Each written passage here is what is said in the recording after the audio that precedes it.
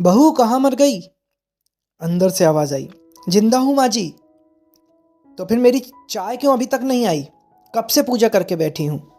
ला रही हूँ माँ जी। बहू चाय के साथ भजिया भी ले आई। सास ने कहा, तेल का खिलाकर क्या मारोगी? बहू ने कहा, ठीक है माँ जी, मैं ले जाती हूँ। सास ने कहा, रहने दे, अब बना दिया है तो खा लेती हूँ। सास ने भजिया को उठाया और कहा, कितना गंदा भजिया बनाया है तुमने। बहू, माँ जी मुझे कपड़े धोने हैं, मैं जाती हूँ। बहू दरवाजे के पास छिपकर खड़ी हो गई।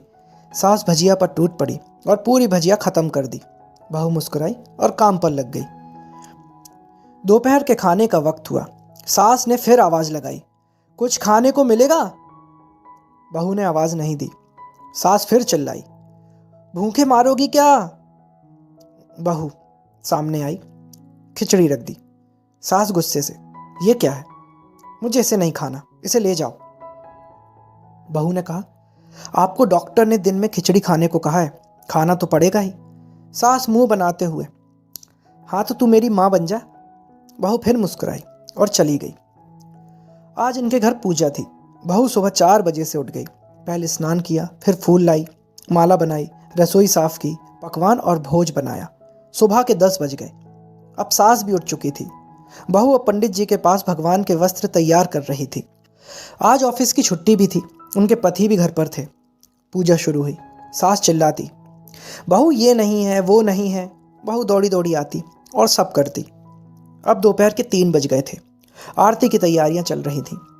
पंडित जी ने सबको आरती के लिए बुलाया और सबके हाथों में थाली दी।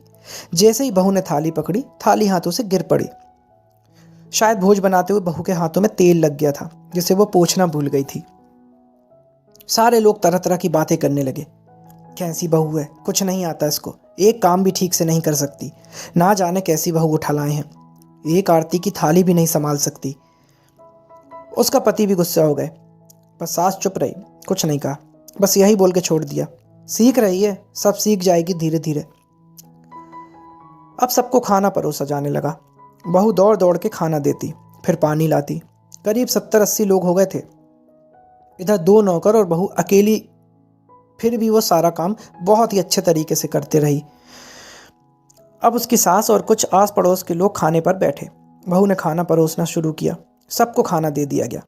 जैसे ही पहला निवाला सास ने खाया, तुमने नमक ठीक से नहीं डाला क्या?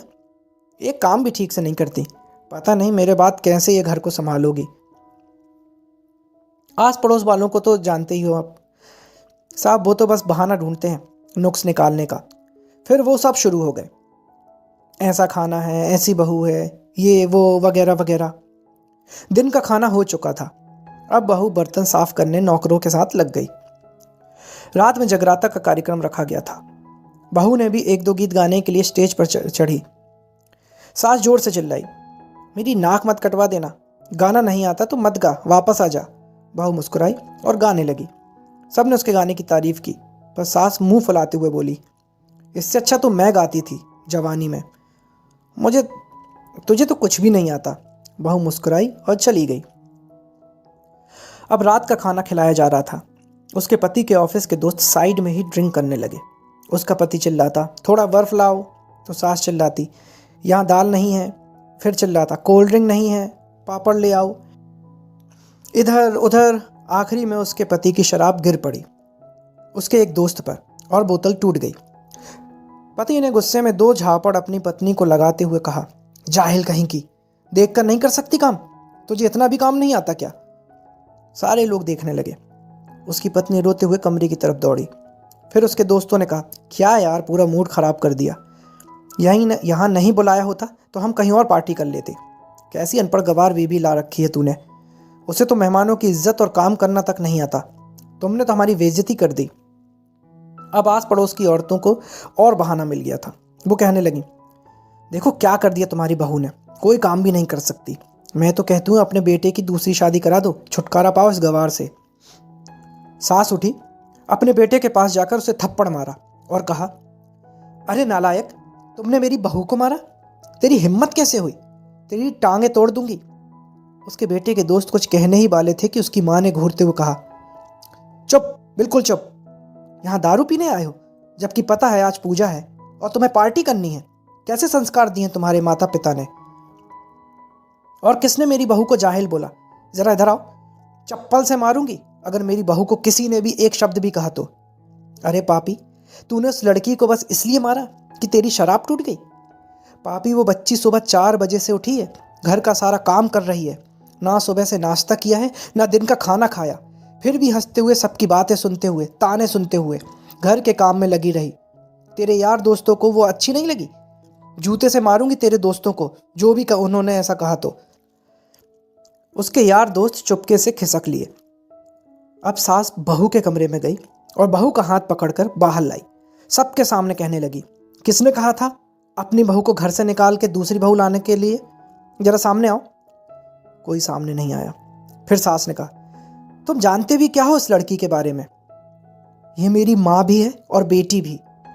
माँ इसलिए क्योंकि मुझे गलत काम करने पर डांटती है, और बेटी इसलिए कभी कभी मेरी दिल की भावनाएं समझ जाती है, मेरी दिन रात सेवा करती है, मेरे 1000 ताने सुनने के बाद भी एक शब्द भी गलत नहीं कहती, ना सामने ना पीठ पीछे। और तुम कहते हो दूसरी बहू ले आऊं? याद है ना छुटकी की दादी, अपनी बहू की करतूत?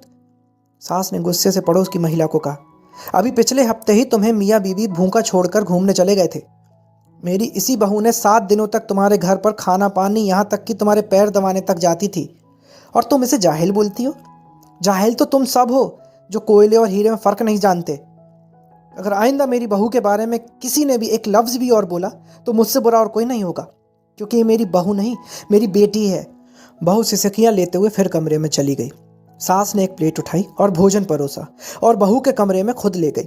सास को भोजन लाते देखा तो बहू ने कहा, अरे माँ जी, आप क्या कर रही हो, मैं खुद ले लेती। सास ने प्यार से ताना मारते हुए कहा, डर मत, इसमें जहर नहीं है, मार नहीं डालूंगी तुझे। तुझे नई सास चाहिए होगी, पर मुझे अभी भी तू ही मेरे घर की बहू चाहिए। बहू ने अपनी सास को रोते हुए गले से लगा लिया। सास भी रो दी पहली बार और कहा, चल खाना खा ले।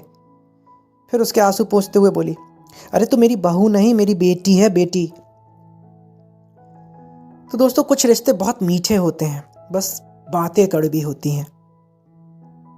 बहू को प्यार देकर तो देखो, वो तुम्हारे परिवार के लिए अपने घर का आंगन छोड़कर आती है। तो दोस्तों, अगर आपको सास बहू की ये छोटी सी कहानी पसंद आई हो तो इसे एक लाइक ज़रूर करें। आपका एक लाइक हमें प्रोत्साहित करता है आगे भी ऐसी और अच्छी कहानियाँ लाने के लिए। और सब्सक्राइब करें अपने चैनल को, ताकि मेरी हर कहानी सबसे पहले आप तक पहुँचे। Thank you.